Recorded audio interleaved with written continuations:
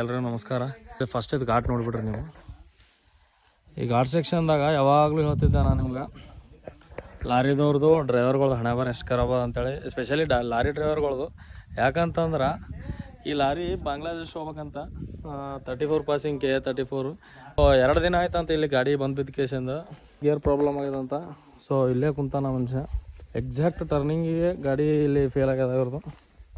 ಕಾನ್ಸೇ आप? झारखंड धनबाद. हाँ, कितने दिन हुआ इधर रुके? 2 दिन. अभी कितने दिन लगे?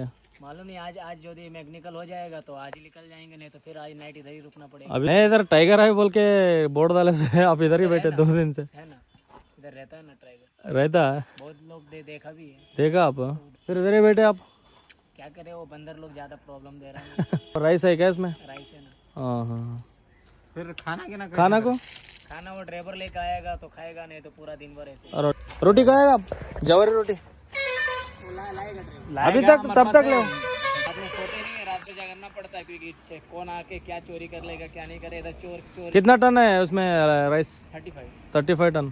ರಾತ್ರಿ ಬೆಳಗಾನ ಮಕ್ಕೊಳಕ್ಕಾಗಲ್ಲ ಅವ್ರಿಗೆ, ಯಾಕಂದ್ರೆ ಇಲ್ಲಿ ಜಾಸ್ತಿ ಕೋತಿಗಳು ಅವ. ಖರೆ ಹೇಳ್ಬೇಕಂದ್ರೆ ಇಲ್ಲಿ ಹುಲಿ ಅವೆಲ್ಲ ಅವಂತಂದ್ಕೆ ಅವನೇ ಹೇಳ್ತಾನೆ. ಭಾಳ ಸರಿ ನೋಡ್ಯಾನಂತ ರೋಡಿಗೆ. ಒಂದು ಪರಿಸ್ಥಿತಿಗೆ ಕಾಯ್ಕೋತ ಕುಂದಿರ್ಬೇಕಾಗ್ಯದ. ಸೊ ಎಲ್ಲರೂ ಲೈಫ್ ಒಂದೇ ಟೈಪ್ ಇರಲ್ಲ.